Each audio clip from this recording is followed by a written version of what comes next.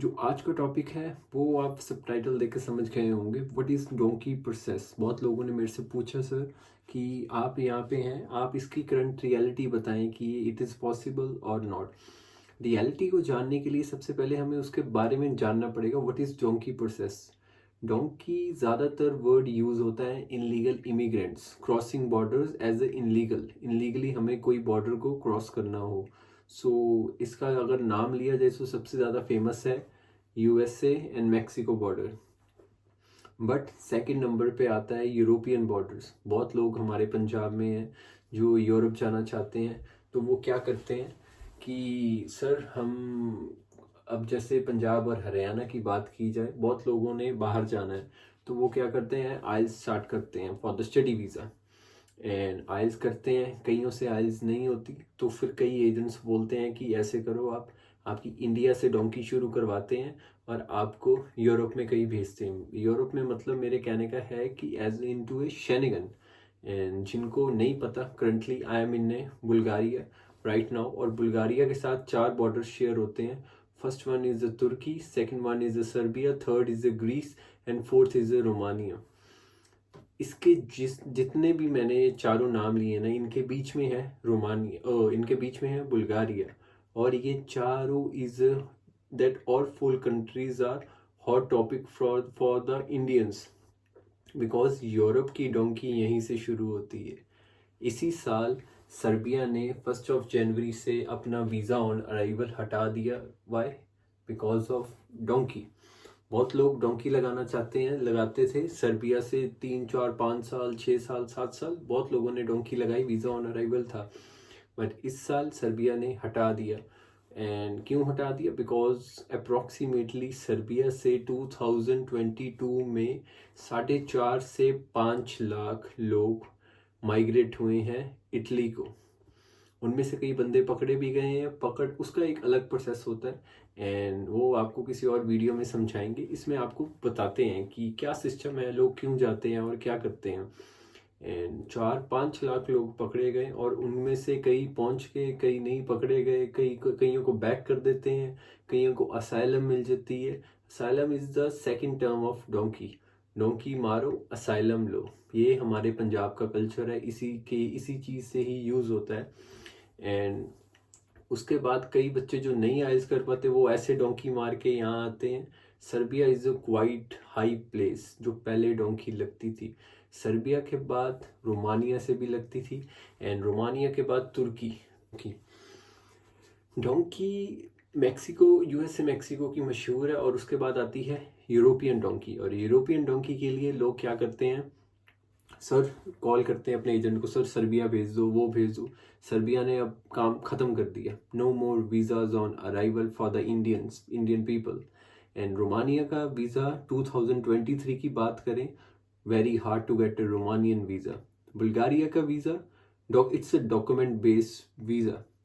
मेरे को बुल्गारिया में रहते रहते 1 साल होने को लगा है और 1 साल के एक्सपीरियंस के हिसाब से in my point of view I don't think so कि बुल्गारिया का वीज़ा लेना इतना ज़्यादा हार्ड है। एक बड़ा मिथ है की जाए 2023 में बुल्गारिया में अप्रॉक्सीमेटली, जैसे आपने वीडियो में स्टार्टिंग में देखा होगा, 1,90,000 2 लाख लोगों ने ट्राई किया आगे जाने का।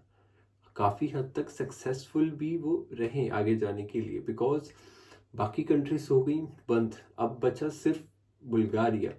रोमानिया का वीज़ा वैसे ही मुश्किल है मिलना, क्योंकि पहले रोमानिया बहुत यूज़ होता था, सर्बिया भी यूज़ कर लिया एंड उसके बाद तुर्की भी यूज़ कर लिया। Greece is a Schengen country, उसका वीज़ा मिलना it's hard for the Indian audience जिसके पास नहीं अच्छे डॉक्यूमेंट्स है, नहीं फाइनेंशियल अच्छा उनका बैकग्राउंड, तो उनको वीज़ा नहीं मिलता। तो लोग एज ए इंडियन सिटीजन बोलूँ ना, मैं इस चीज़ को अप्रिशिएट नहीं करता हूँ कि आपको करना चाहिए। बट कई एजेंट्स इंडिया में क्या करते हैं, लोगों से 5 लाख 6 लाख 7 लाख ले लिया, उनको बुल्गारिया वर्क परमिट पे भेज दिया। यहाँ आके उनको पता चलता है कि उनकी सैलरी आधे से भी कम है, approximately 300 400, less than 300 350 euros. 350 euros को मिलाएंगे तो 750 लीवा, 750 लेवा एक मंथ की सैलरी। और इसको इंडिया के साथ आप कैलकुलेट करके देख लो, अप्रॉक्सीमेटली 34 35,000 कुछ भी अमाउंट आता होगा वो।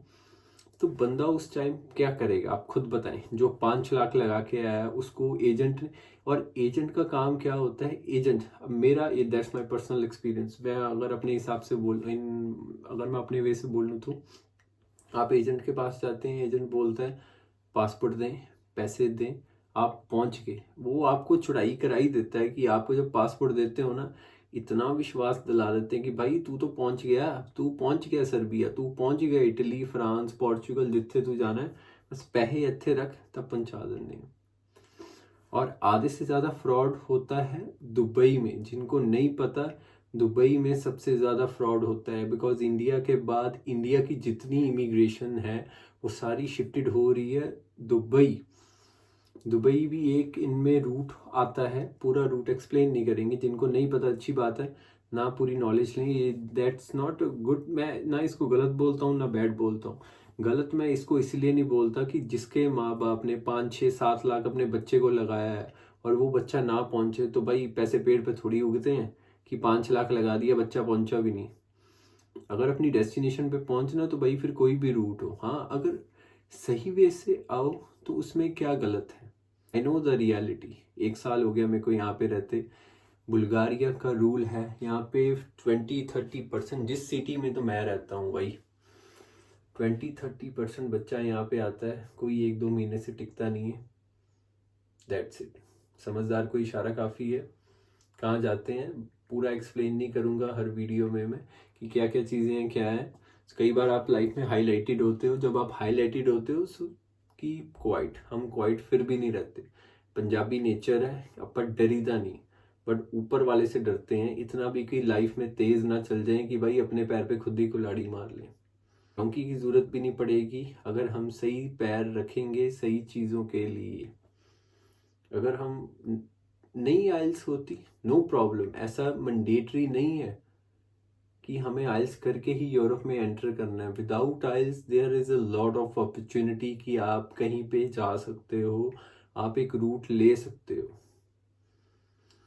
मना किसी चीज़ के लिए नहीं है, एवरीथिंग इज़ पॉसिबल, सब कुछ पॉसिबल है, बट अगर आप उसको राइट वे से राइट टाइम पे करोगे तो बढ़िया है।